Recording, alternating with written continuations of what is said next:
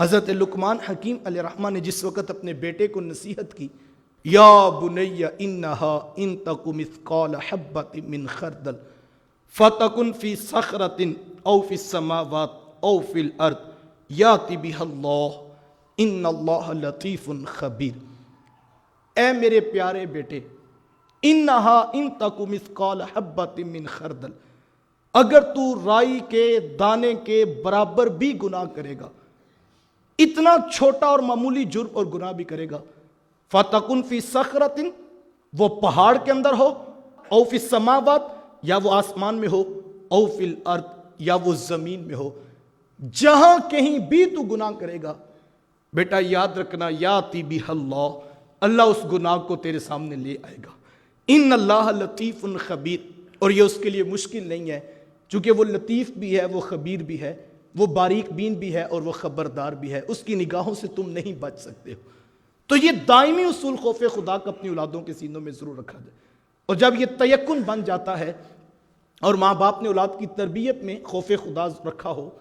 تو پھر بیٹا بیرون ملک کی یونیورسٹی میں بیٹھا ہو یا بیٹی دنیا کے کسی کونے کی تعلیمی درسگاہ میں بیٹھی ہو، اس کے سر کا دوپٹہ بھی سرکنے نہیں پاتا ہے۔ کیوں؟ اس کو پتہ ہوتا ہے کہ ماں باپ تو نہیں دیکھ رہے، لیکن میرا رب تو مجھے یونیورسٹی میں بیٹھے ہوئے بھی دیکھ رہا ہے، وہ تو مجھے پارک اور گلی اور کوچوں بازاروں میں گزرتے ہوئے بھی دیکھ رہا ہوتا ہے۔ اور یہ خوف خدا اصول ہے، اور جب یہ نصیب ہو جاتا ہے پھر اللہ تعالیٰ بچنے کے اسباب بھی پیدا کر دیتا ہے، کیونکہ یہ وہ چیز ہے جو انسان کو خود ڈیسیژن کی طرف لاتی ہے، اور احساس جب اندر سے اٹھتا ہے کہ میرا رب کہیں ناراض نہ ہو جائے، تو پھر انسان بچنے کے اسباب تلاش کر لیا کرتا ہے، اور پھر اس کے لیے گناہ ناممکن سے ہو جاتے ہیں۔ میں یہ اکاڑے کی طرف ایک جگہ درس دینے کے لیے گیا، تو وہاں پر ایک نوجوان مجھے ملا، تو اس نے دعا کے لیے کہا، تو میں نے پوچھا کہ آپ کی جاب کیا ہے اور آپ کیا کرتے ہیں؟ تو اس نے کہا کہ میری جاب اس نوعیت کی ہے کہ وہاں پر رشوت کا بازار گرم ہے اور میرے لیے بچنا بڑا مشکل ہوتا ہے۔ تو میں نے کہا پھر آپ کس طرح بچتے ہیں؟ تو یقین جانیے میں اس نوجوان کے چہرے کو اور اس کی آنکھوں کو دیکھتا رہ گیا، اس کے جواب نے مجھے اتنا متاثر کیا۔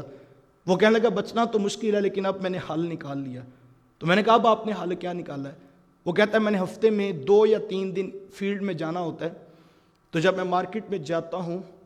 تو جن 2 یا 3 ایام میں نے مارکیٹ میں جانا ہوتا ہے، تو میں ان 3 یا 2 ایام میں روزہ رکھ کے مارکیٹ میں جاتا ہوں،